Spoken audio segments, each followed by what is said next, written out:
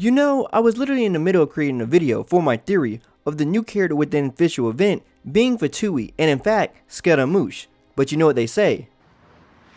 Oh, you almost had it. You gotta be quicker than that. Anyway, what I do still want to talk about is rather about the FATUI themselves, what we know about them thus far, and what exactly are they up to. Now, yes, this will be lore talk, so there will be potential spoilers, you have been warned. I know some people got really angry at me for not putting up a spoiler warning in my last theory video, which I assumed would be just a given considering the nature of the content, but hey, I guess it's better than sorry.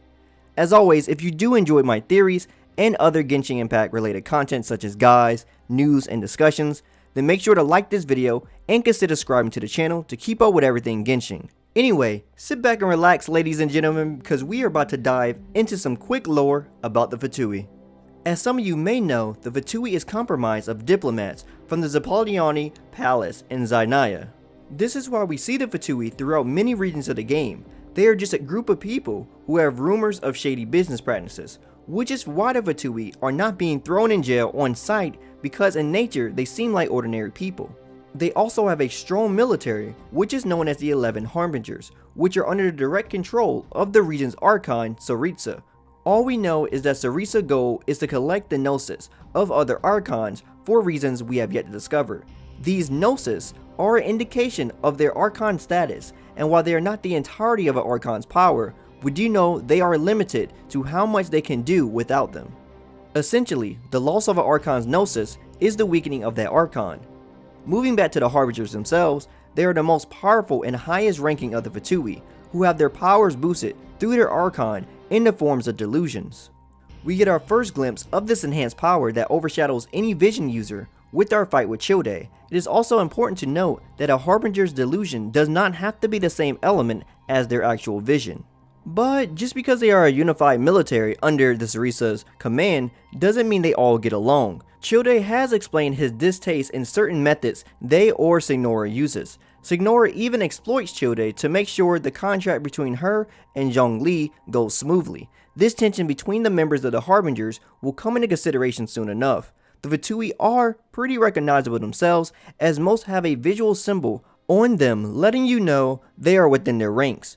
The reason I even had the theory about the Scrimmager aka Scaramouche being a FATUI anyway is because of the symbol can be found on parts of his attire in various locations. Now, let's talk about the inspiration of the FATUI and where this whole Harbinger thing came from. A Harbinger, by definition, is something or someone that foreshadows or anticipates future events. When looking at characters like Tartaglia and Scaramouche, the Commedia dell'arte, or comedy of the profession, comes into mind.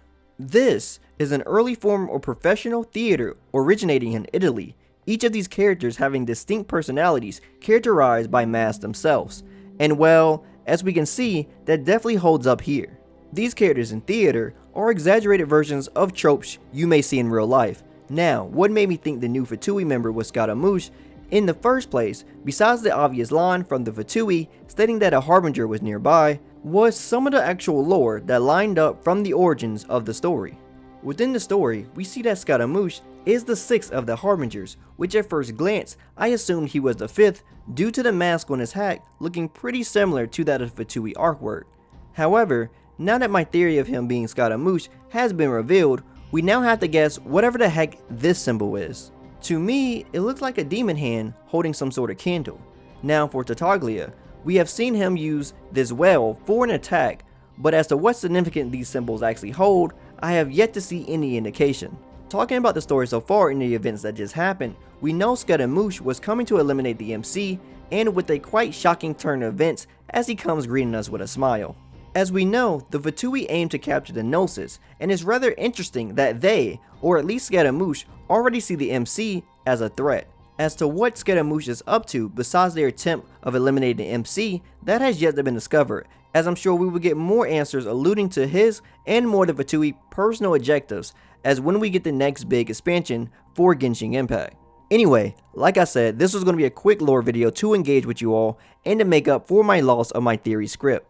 Let me know down in the comments below, what do you think the true end goal of the Tsaritsa and the Harbingers are? Also, how do you feel about each Harbinger having their own motives for everything they are doing? As always, if you like anything I have to say, Drop me a like, I greatly appreciate it. If you want to hear more from me, follow me on my socials. Also, don't forget to subscribe and turn on notifications so you know the next video goes live. As always, my name is Daikin, and I'll see you next time. Signing out.